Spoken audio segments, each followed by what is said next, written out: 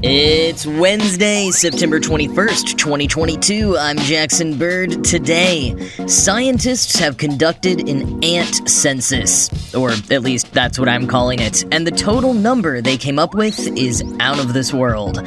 Plus, the return of the shortage report. This time, craft beer. Its cause? An extinct volcano. Here's some cool stuff for your ride home.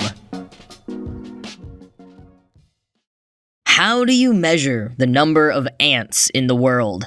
In weight, all the ants on planet Earth weigh a total of 12 megatons of dry carbon, apparently the standard way of measuring animals' biomass. 12 megatons, or 12 million tons.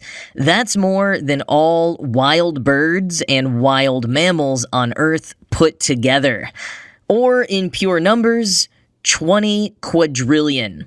20 quadrillion. There are 20 quadrillion ants on the planet. That is 2.5 million ants per human. These numbers are all courtesy of scientists from the University of Hong Kong who analyzed nearly 500 studies from thousands of authors from all over the world over the span of a century. They published their findings this week in the journal Proceedings of the National Academy of Sciences. Entomologist and co-lead author Patrick Schultheis told Reuters, quote, "Our dataset represents a massive collecting effort of thousands of scientists. We were then able to extrapolate the number of ants for different regions of the world and estimate their total global number and biomass." End quote.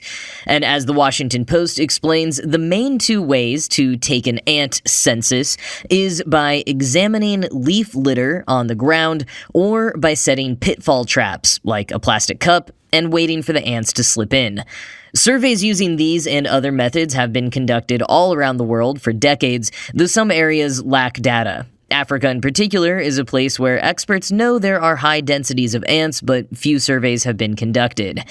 And even though this 20 quadrillion population count even has the researchers themselves gobsmacked, in part because how does a human even begin to conceive of such an enormous number, there are concerns that the number could be declining. Other insect populations have documented declines occurring in Germany, Puerto Rico, and more, according to the Washington Post, largely caused by climate change, pesticides, and habitat destruction. Beetles and butterflies are apparently in the greatest danger. This study didn't look into whether ant populations are declining, or as co-lead author Sabine Newton put it, a temporal shift in ant abundance, but having this current number now is a start. And before you get too excited about the idea of fewer ants in the world because you're sick of getting bit when you're laying in the grass or having to fight them off in your kitchen, the Post reminds us just how valuable ants really are for the world. Quote, "By tunneling, they aerate soil and drag seeds underground to sprout. They serve as a source of food for untold arthropods, birds, and mammals. And while carpenter ants are pesky to homeowners, forests would be stacked to the brim with dead wood without the decomposing power of wood-destroying insects." End quote.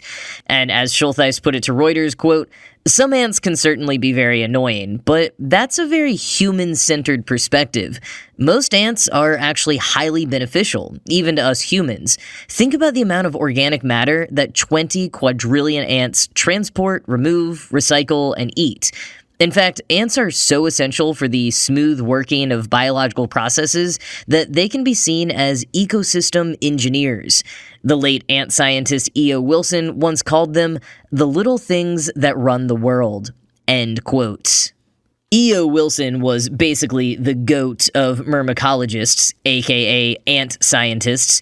He passed away last year, but back in 2009, he told Esquire that an ant colony is far more intelligent than an ant. And I love thinking about that because it reminds me of the power of collaboration among humans, too. We can achieve so much more when we work together. I'm sure we all need alone time, and sometimes we come up with brilliant ideas on our own, but whether it's an artistic creation or a scientific innovation, you can often go so much further with a team than on your own. And there are often so many more people behind achievements than we realize because we humans love putting one face on something. And us Americans especially love the idea of the rugged individual who pulled themselves up by their bootstraps all on their own, against all odds. But of course, that's rarely true. If you've ever seen Pixar's very true-to-reality film, A Bug's Life, there's a scene where the gang of grasshoppers that force the ants to bring them their harvests every summer are discussing how the main character, Flick the Ant, had stood up to them. And most of the grasshoppers think it's not a big deal, he's just one ant, whatever. But Hopper, the head of the grasshoppers, explains that if one ant stands up to them, they all might stand up. And if you get a whole colony of ants standing up to you, you're in real trouble. Because while just one puny little ant might not be a threat to a gang of grasshoppers, thousands of ants all together can make a huge impact. And the idea of collaboration is apparent even in this study. There was the team of people who conducted the study and published the paper, already a group of people, not just one scientist, but they went back and analyzed hundreds of previous studies from thousands of other scientists. A veritable ant colony's worth of scientists for this one paper. And interestingly, years before this team from the University of Hong Kong got together to take the latest ant census, E.O. Wilson and fellow biologist Bert Holdobler made a rough guess about the global ant population. Informally, they put forward a guess of 10 quadrillion.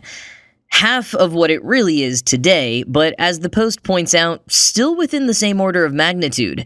Schultheis is impressed by this guess, but not surprised. He told the Post, quote, "Wilson was simply a very smart man. He knew an awful lot about ants, and had a gut feeling, basically." End quote. 10 quadrillion or 20 quadrillion. I mean, it barely matters because it's so hard for us to conceive of even a single quadrillion.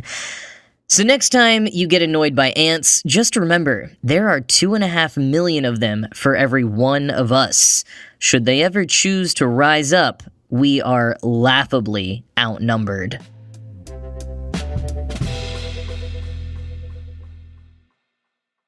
It's been a while since our last shortage report. There continue to be moderate to severe shortages in different sectors around the globe, but I usually like to reserve space on the podcast for particularly interesting causes of disruption to the supply chain.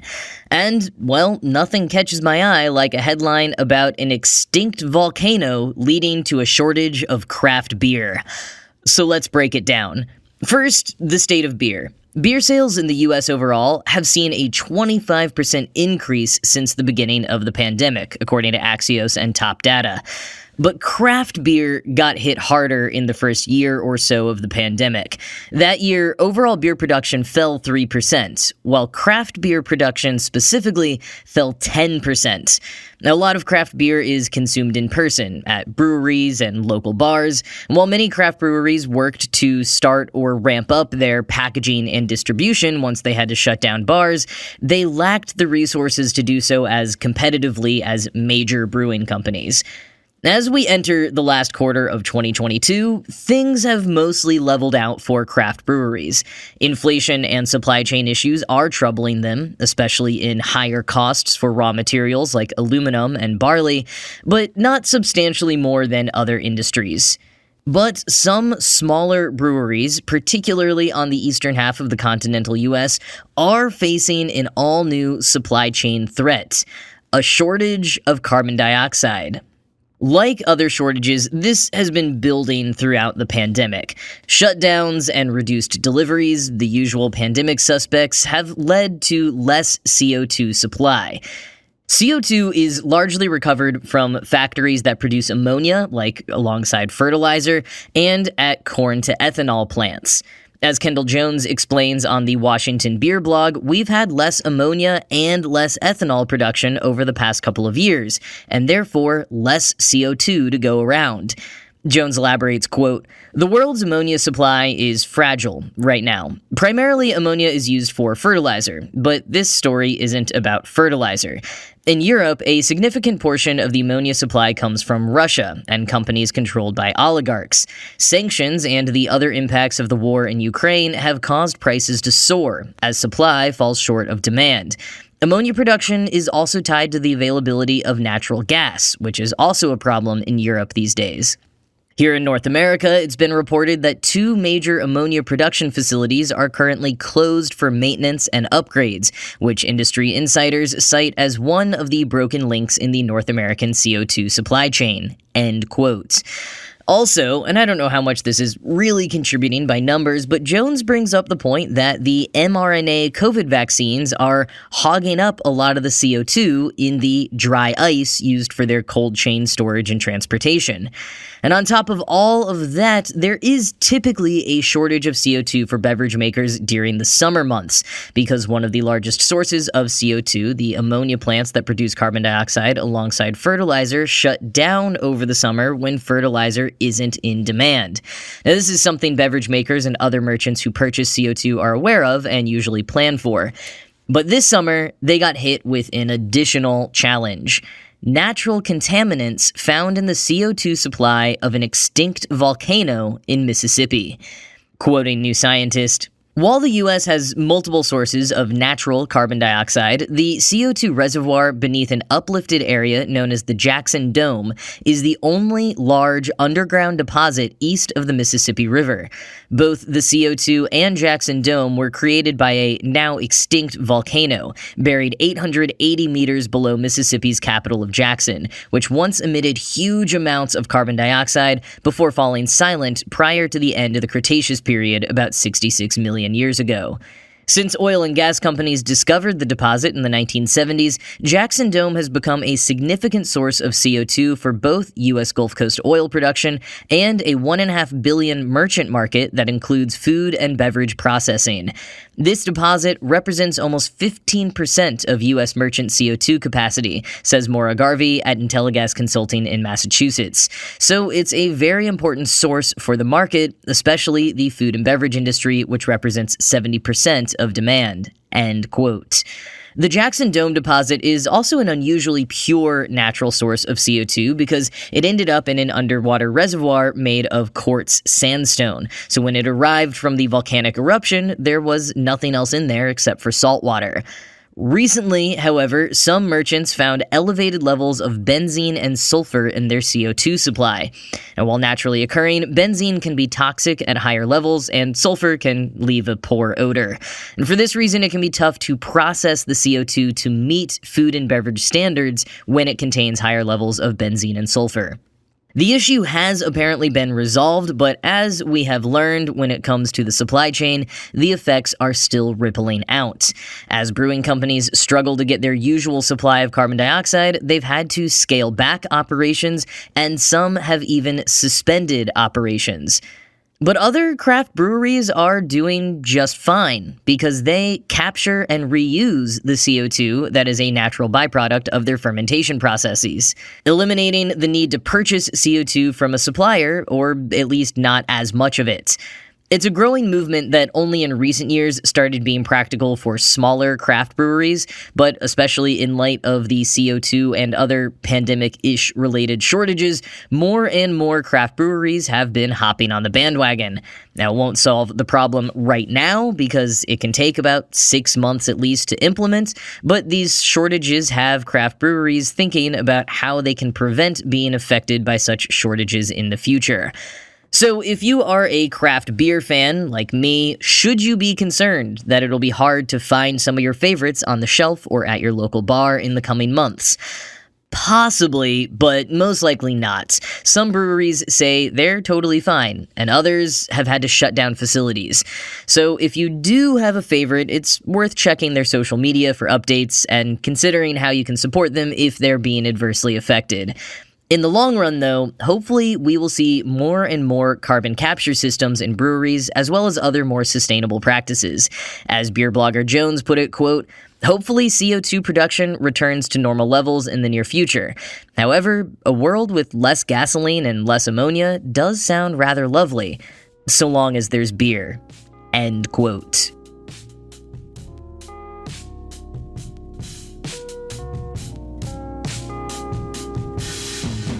Well, time for another weird documentary recommendation. This one is called The Pez Outlaw. Pez, like those toys that dispense candy out of Mickey Mouse's mouth. Well, Mickey Mouse and about a million other characters and items. People have been collecting and trading all the different Pez dispensers for decades, and this new documentary, The Pez Outlaw, follows the story of one such man from rural Michigan, Steve Glue, who went looking for the most valuable Pez dispensers, which were located in Eastern Europe, and he went to find them back in 1989, right after the fall of the Berlin Wall. He gets wrapped up in some high-stakes international controversy at the hands of the company's president. It already sounds like the kind of off-the-wall, stranger-than-fiction kind of documentary that I love, but watching the trailer reveals that this is something even better. In addition to interviews with relevant people and Pez collectors, the film features reenactments of the story, but with Glue playing himself in all of the reenactments. It's a brilliant concept, and the trailer overall is way more stylized, slick, and funny than you usually see from a documentary. And coming off years of increasingly cinematic and mainstream documentaries from platforms like Netflix, this style isn't altogether shocking, but I feel like The Pez Outlaw is really marking the line in the sand of where this new generation of documentary filmmaking has found its footing. I mean, I say that, but I haven't even watched the movie yet. I just saw the trailer, which you can watch too at the link in the show notes. The Pez Outlaw debuted at South by Southwest this year and will be available on demand on October 21st. But that is it from me for today. This show was produced by Ride Home Media. I'm Jackson Bird, and I will talk to you again tomorrow.